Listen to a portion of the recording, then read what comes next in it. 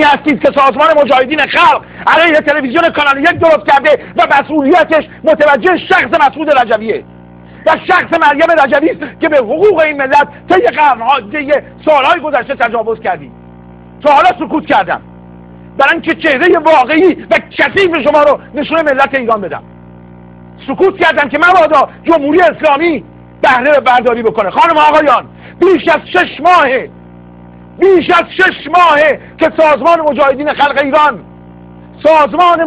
خلق ایران که دستش تا مفرق به خون ملت ایران آلوده است ما رو هدف خودش قرار داده و تارگت کرده. این مدت سکوت کردم، در گلو نگه داشتم برای اینکه مبادا جمهوری اسلامی بهره ببره، اما امروز سکوت رو شکستم. من اسم مریم رجوی و مسعود رجوی رو نبرم، تا حالا نبرده بودم، اما از این به بعد صبر کنید ببینید چگونه میبرم. صبر کنید ببینید. به من میگن شهرام همایون. برید از آقای رجوی و خانم رجوی بپرسید، برید از آقای عارف بپرسید، برید از دکتر بنی صدری که ازتون جدا شد بپرسید که من کی هستم. همون کسی که روزی که خانم مرضیه آمد و در این شهر کنسرت داشت و کسی جرئت نداشت آگهیش رو پخش بکنه. اگر یک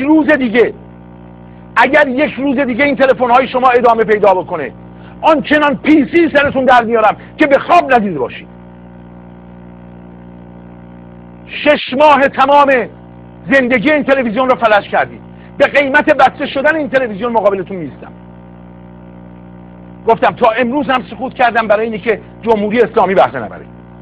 تمام صداهاتون رو ضبط کردم. تمام صداها ضبط شده، در اختیار ماموران قضایی آمریکا هم قرار گرفته. من حیثیت براتون نمیذارم.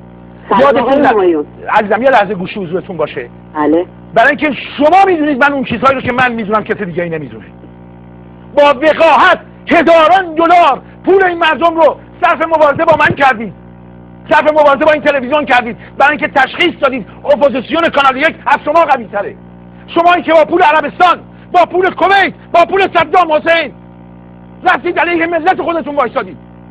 در طول 1 ماه گذشته تمام منابع مالی ما رو از بین بردن. بله بفهمید.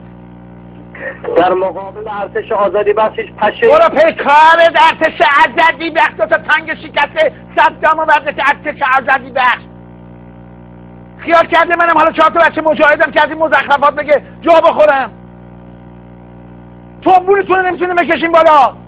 جوانای ما رو این مدت به کشتن دادین. هرچی اختلاف بین اپوزیسیون